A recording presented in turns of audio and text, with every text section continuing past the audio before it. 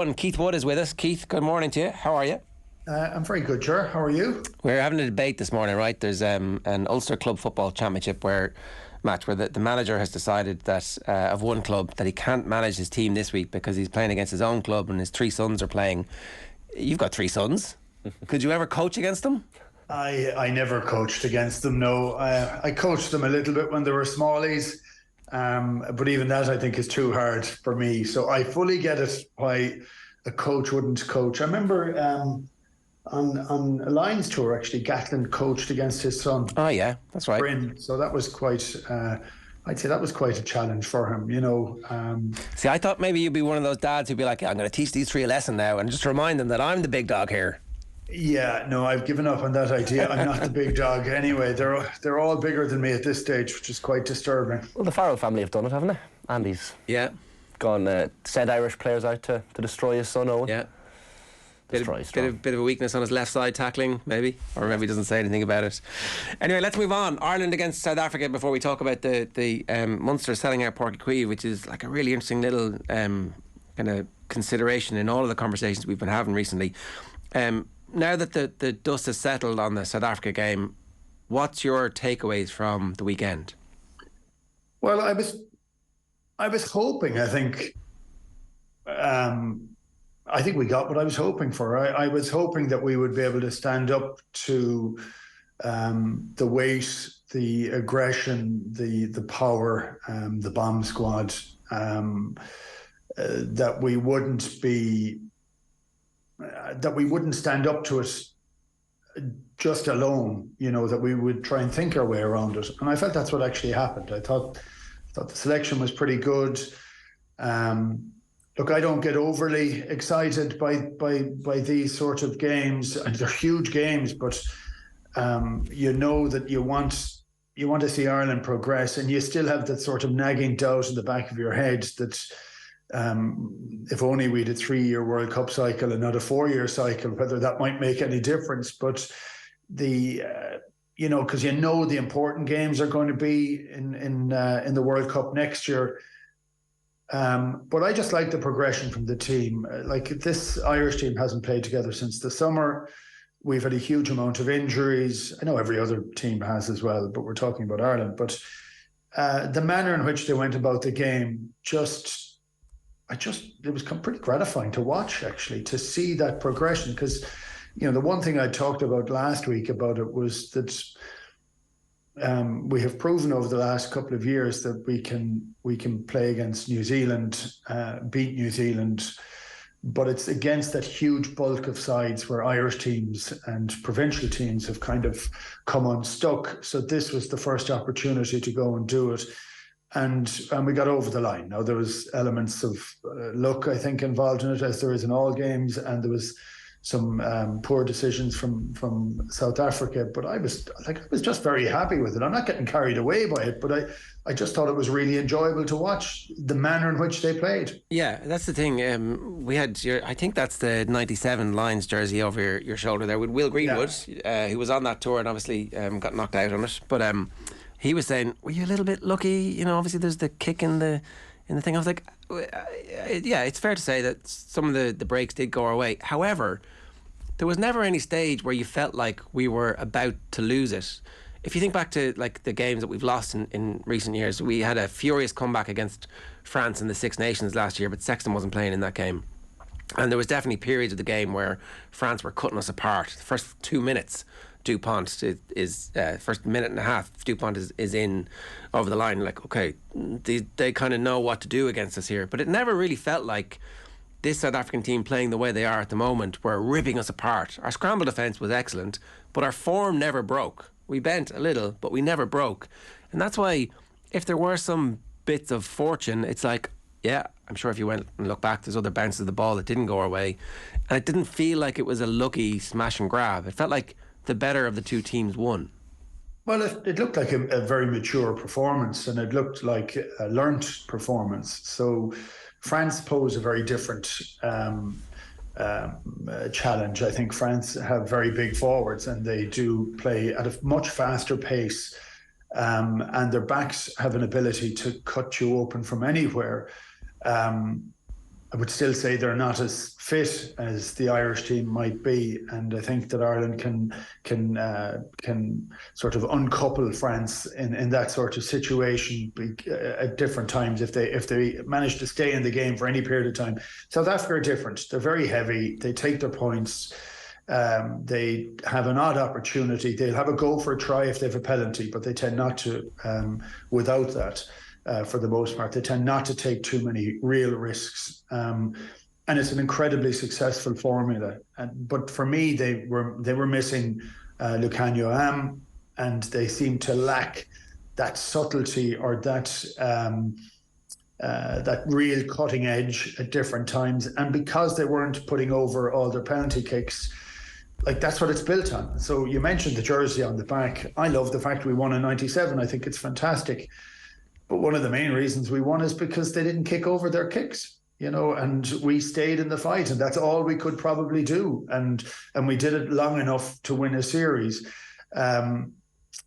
South Africa playing without a guy who kicks 95% of their kicks, it really doesn't suit them, because that's how they play. They kick, they keep the scoreboard ticking over all the time. And by dint of pressure, if they keep doing that, they will take a couple of opportunities late on, and they would steamroll a lot of teams. Yeah. So that's where I would be really happy with Ireland. And I thought we managed to match an awful lot of their contact really well. We stopped them very early. I was really happy with it. The look for me is we still could have lost the game if they were popping over the kicks. I know we missed a couple as well, but our game isn't built entirely around keeping the scoreboard ticking over like South Africa's is. And it did feel like there's a little bit where we keep inviting sides into we'll give you one last play at the end of the game where if everything goes your way, you might beat us. It still happens a lot in those big games that we win. You're kind of like, it'd be great if we could just maybe stop that from happening. But that aside, you definitely felt like we were responding to whatever they were throwing at us. And when we needed to aggress, particularly at the start of the second half where we scored the 2 tries back to back, it was like, well, now's our time at bat and we're going to take advantage of it. It's that maturity that you're talking about. The other thing we talked to Greenwood about was the impact that the attack coach is beginning to have, and how, not beginning to have, it's now over the last year, and just how the attacking style of the team is really clear to see. And maybe, we need to talk about the whole coaching ticket. O'Connell obviously gets a lot of credit for the maul, and Easterby's getting his credit. Is it time that we also started to talk about, well, the attacking flair of this team is great to watch? I think that's part of it. I would break it down one step further and say that there has been a fairly significant philosophical change in what the players are allowed to do. And I think we were very programmed, which was very successful with Joe Schmidt until it wasn't successful. And I just think there is a bit more of a man management idea and an opportunity for players to express their skills. There are some wild cutout passes that wouldn't have happened 2 or 3 years ago. And I think it took a period of time to be able to do it. So I do think the philosophy makes a change. But I also think the types of players we have make a change. And I think Mike Catt is obviously consistently working with those players to giving them the confidence to try different things, and building out the attacking process, which, we've talked about this before, but it protects Johnny Sexton far more. Now, he did get smashed up a couple of times, but he didn't look vulnerable being smashed up. Whereas, again, I thought 3 years ago, he looked very vulnerable getting smashed up. I thought he played really well, like brilliantly well. But all the players seemed to be comfortable to have a bit of a go. And one thing we didn't mention about it as well was, Ireland had a lot of injuries in the game, and that could have had a huge impact, and often has a huge impact, and didn't actually. And so it looked like the squad of 23 played their part. And of course, Keith, we only really won the game because of some poor refereeing decisions, if you're to believe a certain South African director of rugby. And Rassie was very complimentary about you. Remembering his South African A game just last week, he was complimenting you massively, and I know he's a popular figure in Munster, but sour grapes, is it? The whole Twitter post? Look, I don't quite know what's going on there, and if we ignore Rassie for a moment, I get a little bit frustrated with the laws of the game because there is so much down to timing, maybe to subjectivity.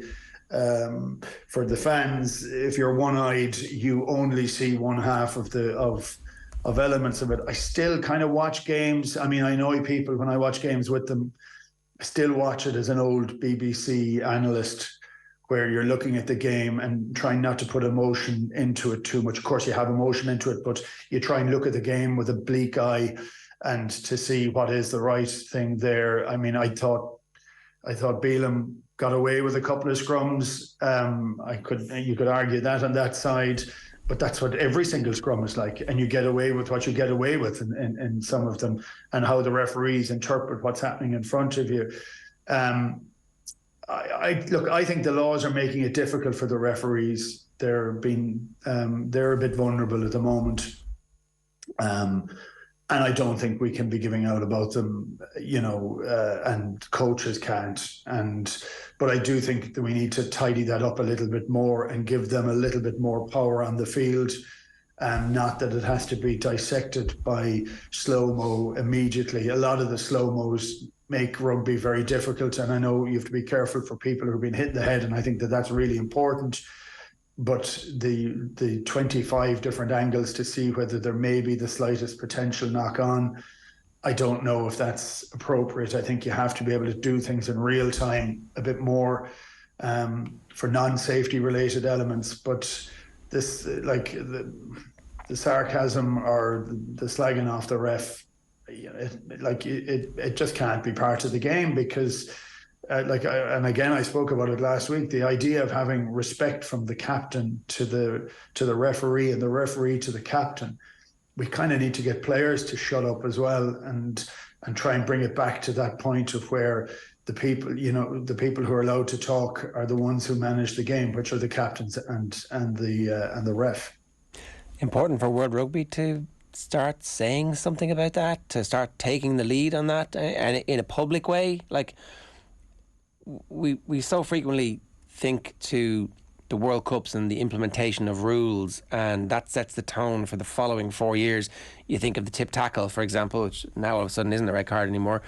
But like they first started going, okay, that's all red card the whole way through, and it had a massive impact in a World Cup semi-final when Alan Roland red carded the Wales captain. Like, that was the right call because that was the right decision, and World Rugby had decided that. So over the next year, do we get like a point where it's a yellow card anytime anybody talks to the referee who isn't, like something has to happen, because otherwise Rassie's going to keep doing this, the pressure's going to keep ramping up, the referee constantly in their own head going, what's Rassie going to say on video about this? Like, it's a very, very tenuous thing that rugby has that other sports are jealous of, but that can go like that. Well, it can go, and there's reasons for it, and but if you're allowed to get away with it, you do. So if it goes down to the law and the spirit of the law, if you march back a guy for talking to you, for shouting at you, if you bring it out, if World Rugby bring it out saying, listen, the only person that's going to talk now is the captain. Now, you have to get the ref to treat the captain with respect too. Sure. You can't have the ref being dismissive, which happens sometimes, which would drive me to distraction. But and you need to have the captain not to query every single decision. There's a time and a place, and you need to pick those things that you have as well. That's the way it used to be, and it's drifted away from it a bit. But I do think that needs to come back in. And yes, I think World Rugby needs to take the lead on that. Okay. We should talk about the fact that Munster have sold out Páirc Uí Chaoimh for the game. Like, that's a phenomenal... The power of the Munster brand is still sensational. It's obviously the novelty of the game in Páirc Uí Chaoimh, but it does still signify something special, latent a little bit in the Munster brand, does it? Oh, I think it does. it's long overdue. And it's funny, I've spoken to a couple of Limerick rugby supporters over the last couple of weeks, and they're saying, well, they're kind of, what's the story? Will this be a leading away from Thomond Park down to Páirc Uí Chaoimh? I hope so, a little, actually. I think it's very important that Cork gets fully engaged with Munster, and I do think that some of the URC matches, in particular, at 7:30 at night time, with a bad road from Cork to Limerick, makes it really hard to go up and support it. So I do think it's a fairly large province, but we need big matches in Cork as well. We need all the support we can get, and I think it's short-sighted to think that everything should be just in Limerick or Thomond Park, although Thomond Park is fantastic on those big days out. So the opportunity to be in Páirc Uí Chaoimh is fantastic. The opportunity to have 44,000 people at a game is fantastic. I'm delighted that the GAA have opened up the ground for it. And I think this is an ideal game to start, but I would still like to see a big game, a big European Cup game in Cork. I think that would be appropriate as well in the years to come. So hopefully this gives the opportunity to be able to maximise the support that we have in Munster for the Munster rugby team. And I do think at times that hasn't happened fully. Yeah, it doesn't feel as if Munster GAA and Munster rugby are competing in the same way that other sports might be competing in other parts of the country. It seems like if you're a Munster GAA fan, it's very easy for you to be a Munster rugby fan. If you're a Cork hurling fan, it's very easy for you to, if you're a Kerry football fan, it's very easy for you to also support Munster. It seems like a very natural thing. I'd say it's the one part of the country where the sports are, the fandom is most aligned. Now, maybe people in the comments are going to tell me I'm completely wrong about that, but it doesn't feel like that division that exists in other parts of the country is there. I think they fit pretty well. I think sometimes it gets overplayed when Limerick have been doing incredibly well, that there's a dearth of players coming through the system. I think that can be an excuse rather than anything else. I don't know whether this is true, but I'm trying to trawl back into a memory I have, but I have a feeling Mick Mackey, famous Limerick hurler from the 50s and 60s. I know I was in school with his grandson, but I have a feeling that he was one of the nominated GAA people to go to rugby matches to catch other people that were going there, the GAA people, because he used to be banned at that stage, because he was going to be there anyway, because he was such a huge fan and a huge supporter of rugby. He was going to go to all of them anyway. And I always think there was that sort of an idea that when that ban was on, that never really fit very comfortably down here. And I don't know. I think people are sports fans. I mean, we don't have to have it as a straight up and down competition all the time. Look, but I'm thrilled that, to get 44,000 going to a match in Munster is phenomenal. So, this is a great opportunity for us.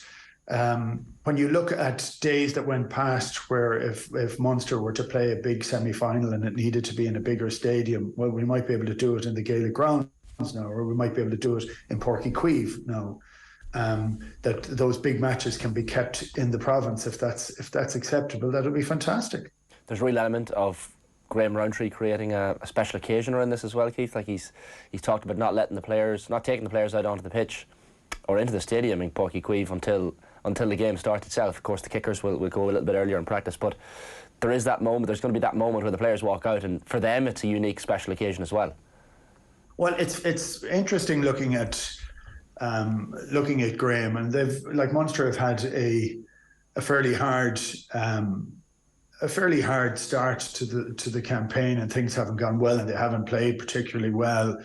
And yes, there seems to be a slightly pastoral sense of old school rugby with Graham and what he's saying about it. And actually, there was an interesting comment that he had, that he bemoans the fact that midweek matches are kind of gone, and I think we would have all played in those matches, and some of the matches that were against Australia might have been on during the week, or at different times at that stage back in the 80s and 90s. And there is a little bit of a throwback to this game. And okay, it isn't a full South African team and it isn't a full Munster team. But I think people are getting interested now in what Munster are trying to do with the younger players coming through. And I think that leads to the number that it's a sellout. But also that idea that this is special and it's special for Munster to be able to have this game. Graham he's old school Leicester, you know. It's all about that sense of community and trying to link with the people around it. I mean, if anybody has been over to any of the Leicester games, they'll know that it's very community oriented and based, and it's a long-standing depth of support. I think he's playing the right cards. I also think he believes in it. So he's not, you know, he's living what he says. He wants to fully engage with as many people as he can, and that's what Munster needs. Yeah, no, I think in a weird way the game matters far more than it should do. Like if they can put in a performance, it could be the spark for something. Yeah, it's hard to put in a big performance. Again, it depends on